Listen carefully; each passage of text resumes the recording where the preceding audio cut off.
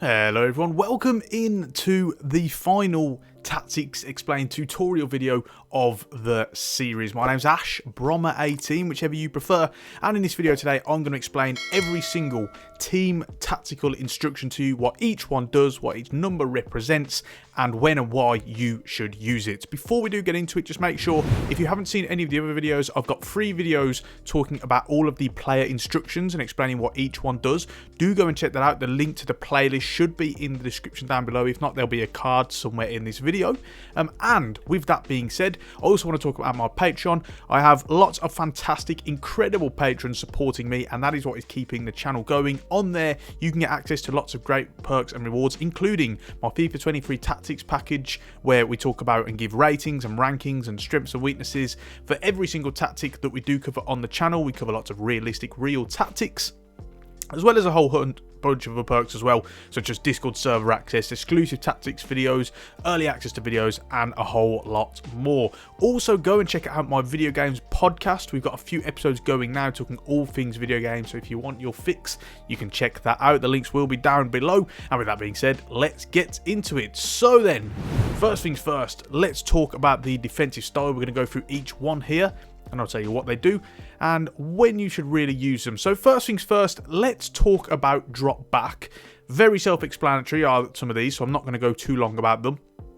Drop back, naturally, when you do lose a ball, your team going to regain its shape. You're going to get everyone goal side. That's the most important thing. Everyone is going to be drawn behind the ball, get in front of kind of the man in possession on the opposition, and go from there. And you're going to have that kind of shape, regain your shape as quickly as possible. And this is obviously used for those kind of defensive tactics. You see a lot of this online as well, people trying to kind of just be as secure and solid as possible. Balance will come on to very shortly, because first I want to talk about pressure on heavy touch. What this does, essentially you've got a hybrid between drop back, where players are going to kind of get behind the ball and regain their shape, but then at certain moments in the game, the team and the unit is then going to step up and press. And the best way to explain this is, you often find the opposition AI do this a lot. When you're passing it around your defense, let's say you pass it back, they're going to start to push up as a unit, and that's what you're going to notice. And with this in mind, you're generally going to see this take effect when the opposition or a team is really passing it around the back. They're going backwards as well, maybe going back to their keeper, and then the unit is then going to step up. Next up, we have press after possession loss. Again, very self-explanatory. When you do lose possession, as it says in the description, they're going to press for approximately 7 seconds, usually a little bit longer than that. And this can also be aided by when you're using the teammate contain function, which is RB/R1 originally, or I switched the controls to A on my Xbox. And then what that's going to do is obviously going to employ a press when you do lose possession, and players are really going to swarm the ball, which is the most important thing, and it's really going to help you to regain possession quickly and try and stop counter attacks. With constant pressure, again, very self-explanatory, it is going to be a pretty relentless press. Your guys are going to be kind of flying after the man in possession throughout the entirety of the game. Obviously, very demanding on stamina, so you do have to bear that one in mind, but can be very, very effective and really help you get an extreme kind of possessional tactic, because it helps you to regain possession very, very quickly. Now, finally, we've balanced, and something that I've been testing more recently since Adam, one of my lovely patrons and subscribers, mentioned it to me. The thing with balanced is basically a hybrid between pressure on heavy touch and drop back. What you'll find is that it doesn't really include the likes of constant pressure and a counter press as well. Balance will basically vary between dropping back and the players kind of regaining that shape, and also pressure on heavy touch, where they'll then kind of press up as a unit if and when the opposition starts to play themselves into trouble. And that's when you're going to find balanced really kind of does. I have started to warm up to the idea of using this a little bit more recently, but as I say, it only really incorporates these two. Despite the fact it says balance, you'd think it would have kind of everything in its armory, but it doesn't really. It's just pressure on heavy touch and drop back. Let's talk about some of the numbers quickly. Obviously, you'll see a difference here between, let's say 30, you'll notice that it changed a little bit, becomes more balanced, and if you go lower, then it becomes more narrow.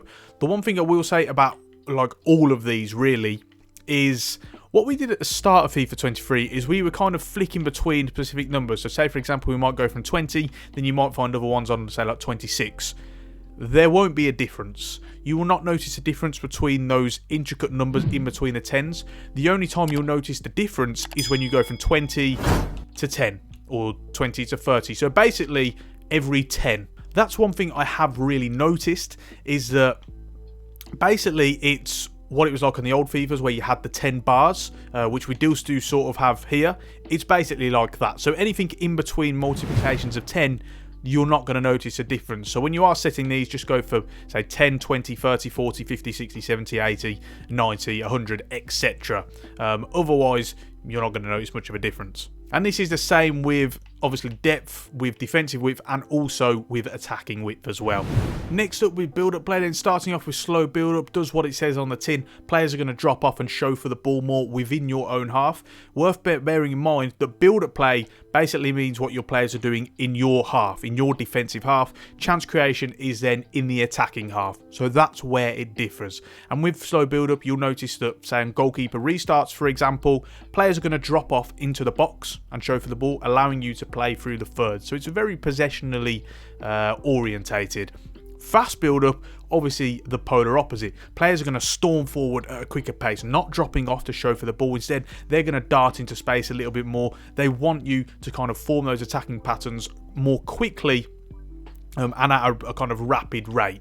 Long ball is where the likes of the attackers, the strikers, wingers, etc. are really going to look to make those runs and dart in behind the opposition's back line. And then with that, it's going to encourage you to kind of play balls over the top. So that's really the difference between fast build-up and long ball. Fast build-up will get the likes of the midfielders running quicker, and the fullbacks, if you got them on overlap, they're getting forward quicker. With long ball, it's going to be about the likes of the strikers and the wingers darting into that space in behind the opponent's back line. Now, what balance does is it does essentially merge all three. I would say this one is the least kind of effective of all of the balance ones. What it doesn't do, though, is what slow build-up does, and that is it has the centre-backs dropping off into the box on goalkeeper restarts. You'll still have to call them in, which obviously is always a little bit of a slog. But balance will essentially merge all three. I would actually steer clear of balance for the build-up play. And the reason being is that it doesn't really offer anything that will really give you that edge. It's better off really choosing one of these, because you can then, for example, if you wanted slow build up but you want to occasionally build up quicker, you can do that manually. You can get players running with give and go passes and 1-2s, etc. You can really do that yourself manually without having to kind of set it too balanced. Next up, onto chance creation then. First things first, with possession, again, very self-explanatory. Players are going to drop off, they're going to come shorter, they're going to show for the ball more, they're going to be less likely to go on runs and really provide that mobility. Again, something, if you want to control the tempo of the game, that is what possession is going to do for you. With forward runs, it's pretty much the polar opposite. You're going to find a high volume of runs, lots of fluidity, lots of movement, and that is really going to make it a higher tempo. It's going to raise the tempo of the game considerably. It doesn't just mean players running in behind, though. Remember, it can mean kind of horizontal running as well as vertical. Players making runs into the central areas or out wide, etc. Generally, though, it is just a higher volume of movement. You're putting less emphasis on controlling and dictating possession and more kind of being more vertical with your passing and getting it forward more quickly. With direct passing, and some people do get confused between what is direct passing and what is forward runs. Direct passing is where, rather than players constantly running around, you're going to have, say, a striker, for instance, showing for the ball but further up the pitch. So say, for example, your defensive midfielder gets hold of the ball, your striker's then going to be showing for it a good 20, 30, 40 yards away. But rather than kind of running in behind the defensive line, for example, what he's going to do is he's going to kind of back into his opponent and show for it that way, or he might drop off a few yards as well. But all in all, it's very much being about covering more ground with the passes. Each individual pass, you're going to find more space in between each line, and as a result, you're going to have to kind of produce longer passes as a result. Balance is, again, another one I would steer clear of, to be honest. It does merge all three, but mainly forward runs and direct passing. It doesn't lean itself to possession as much. You won't find players kind of dropping off close to the ball that often as you would compared to the likes of forward runs and direct passing, where you're going to find it leans towards those more. So again, I would steer clear of balance for these two, but it is still an option. I also want to talk about players in the box. Some people in my comment section in probably the recent 2 or 3 weeks or so have got a little bit confused about this. What players in the box signifies, it is when you do get yourself into a crossing situation, how many players are going to be in the box. So for example, if we've got this on 8, you'll see 4 players are in the box. So that is how many players you are going to have in the box when you do get yourself into a crossing situation. Obviously, it also depends on your player instructions. You can dictate who does get into the box for crosses.